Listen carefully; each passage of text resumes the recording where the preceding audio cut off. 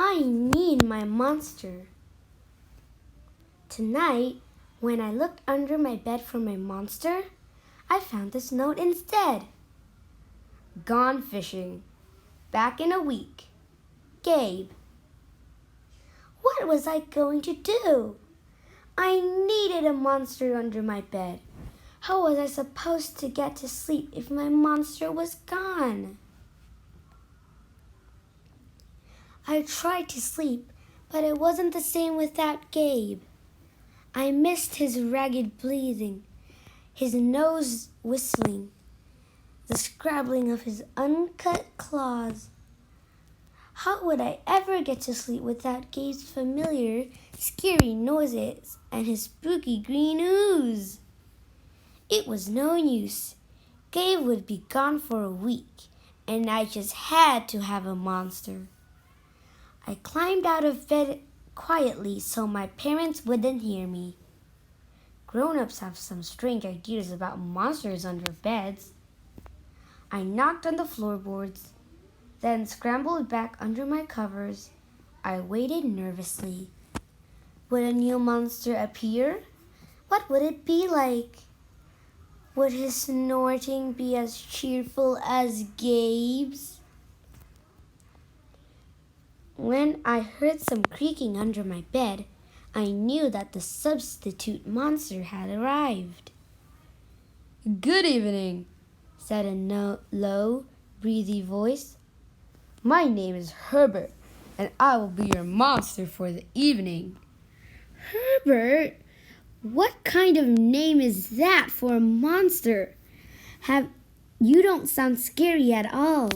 Have you ever scared a kid before? Well, no, but I have read all the best books on the topic. Do you have long teeth and scratchy claws? I asked. No, but I have an overbite, and I'm a mouth breather. Listen.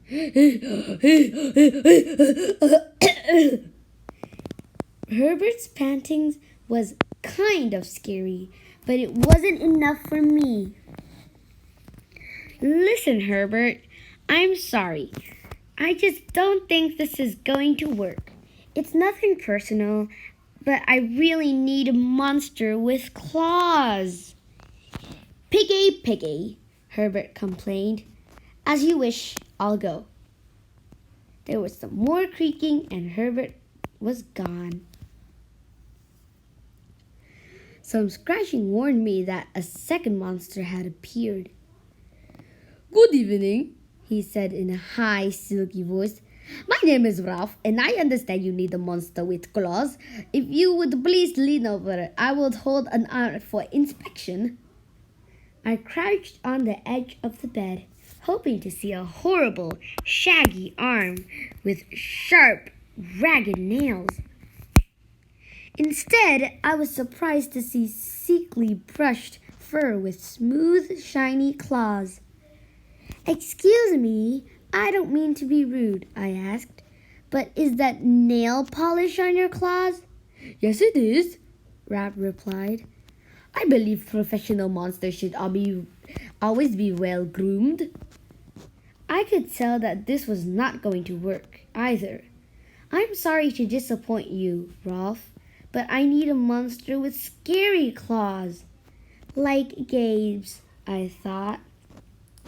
I heard some more scratching, and I knew Ralph was gone. A minute later, a third voice from under the bed rasped, "Check out these claws, kid." I gathered my courage and peered under the bed. The claws were impressive, jagged and dark and razor sharp. So far, so good. I was a little nervous. Could you stick out your tail?" "Sure, but don't get scared." I peeked through my fingers at the slimy tail slithering over the foot of my bed.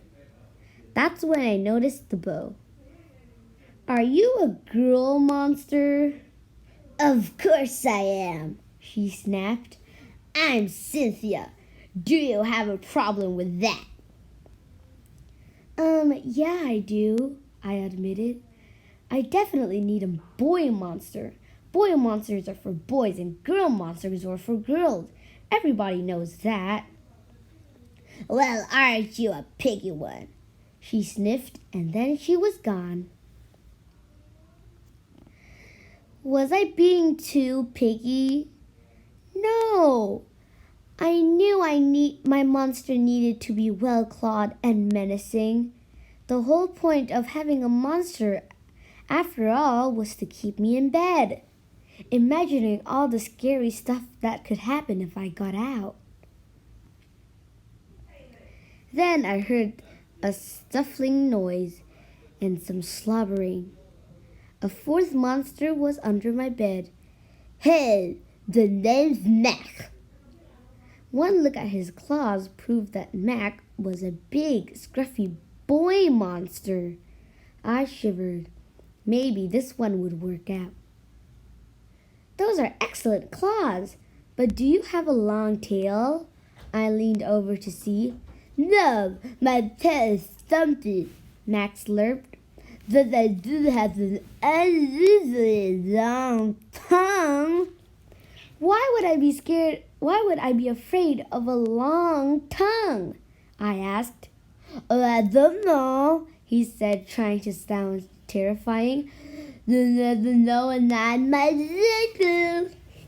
I fell back on the bed, laughing. Liz, is you're not even going to try to work out with me, Mac whined. I held my giggles. I really don't think you should send me away, he warned. Kids who reject 5 monsters in one night. I did not reject 5 monsters tonight, I interrupted. My regular monster went fishing. Fishing, eh? Maybe he just left you because you're so picky. Fine, I'm out of here. But I wouldn't affect another monster tonight if I were you. How would I ever going to get to sleep without my monster? I was surprised to hear more creaking under my bed. Loud creaking with scratching. I thought no more monsters were going to appear tonight, I said. Sorry I'm late, kid. Phew! It was Gabe. I thought I was enjoying fishing, but I didn't, he explained. Those fish scared too easily. No challenge at all. You, however, are challenging, my friend. You're almost too old to be afraid of monsters. You keep me on my toes. Ah, toes, a delicious snack. The bed quivered as Gabe's stomach rumbled with hunger. Now, if you don't mind, I'd like to start the evening with an ominous puddle of drool. I peeked over the edge of the bed. Green ooze spread soundlessly from underneath. Then the bed trembled as Gabe unfurled his spiked tail. He was daring me to guess where he might pop up. I shivered. So, did you have some substitute monsters tonight? Gabe said, sharpening his claws on my bedpost. Were you scared? Then Gabe started tapping. I could tell if he wanted to know if I still needed him. No other monster can scare me like you, I giggled, diving under my covers and pulling them up tight. Through the blanket, I heard Gabe's soft, comforting snorts. Ha! I knew it. We're made for each other, he growled. When my blanket started to slip off the bed, I knew Gabe was ready to eat. Now, if you could please stick out your foot, he said. I'd like to nibble your pinky. I yanked my blanket back up and scrunched my feet in so Gabe couldn't get them. No toes tonight, but you can have this, I offered, pushing a pillow out of the bed. I didn't even hear it hit the floor. Gabe was back. The ooze was perfect.